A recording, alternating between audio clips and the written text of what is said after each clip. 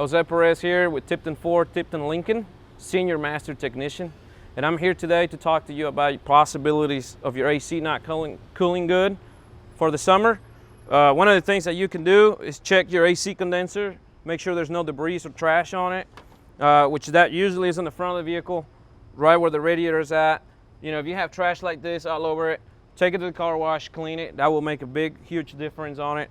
Another thing that you can do, especially if you idle a lot, it's make sure that you're using your recirculate button, which that makes at least a 10-degree difference in your air conditioning. And your recirculate button is this little button right here. And a lot of people don't even realize, but this button makes a huge difference, especially if you idle a lot and you're sitting in traffic, at least a 10-degree difference. That's the second thing that you can do that would be easy for anybody to do other than cleaning the front of the vehicle. Make sure there's no trash, nothing in the condenser.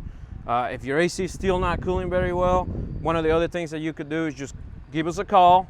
We're just a call or click away, tiptonford.com.